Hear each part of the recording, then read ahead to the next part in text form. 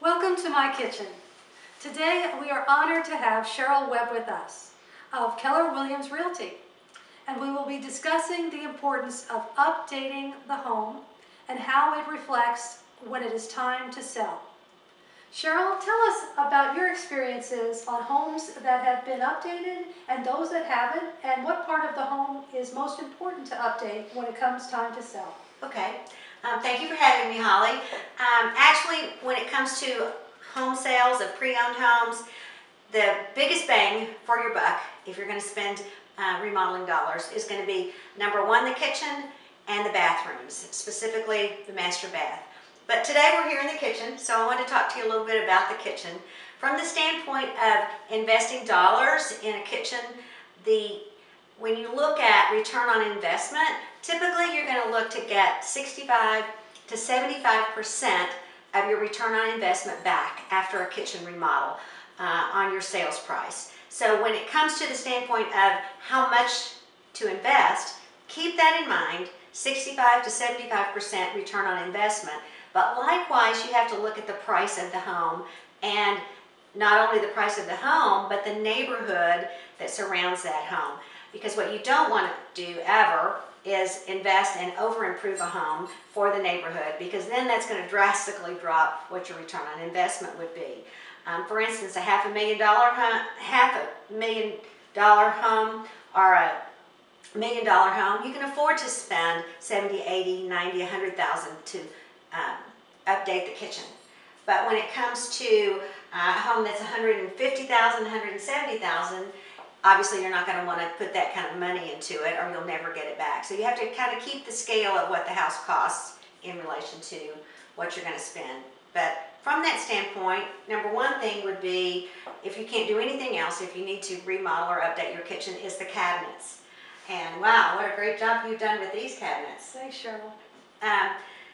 Do you want to say a little bit about what you did? Or do you want me to continue to talk on this? Well, we took the cabinets that we had and we updated them by putting new doors on.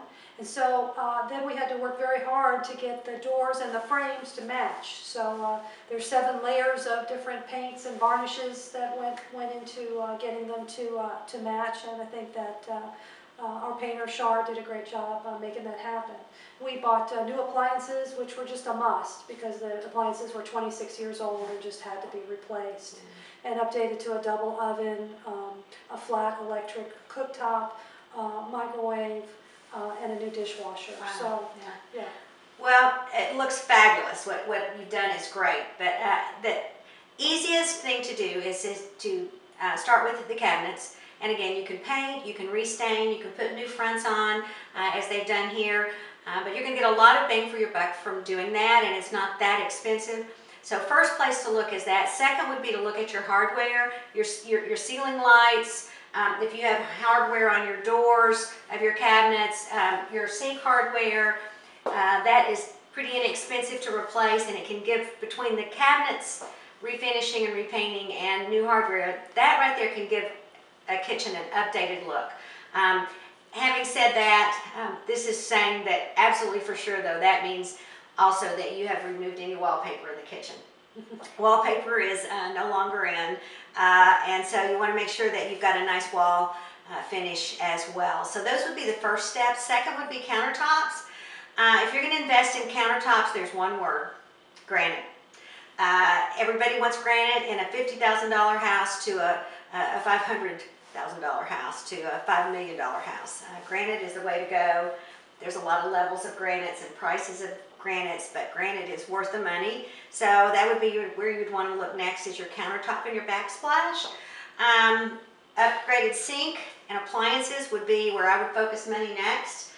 If you've run out of money at that point because your home, actually you're at the point that you don't want to invest anymore to keep it within the market price range, these days there's great finishes. You can have your appliances repainted and they look pretty good. And lastly then, would be investing in your flooring. Certainly if you can do all of that, I would say do it, but that would be pretty much the order that I would recommend. Cheryl, I really appreciate your input. I know that if anyone can sell a house, you can, and this advice has been excellent. And Have a great day. Thank you for having me. Thank you.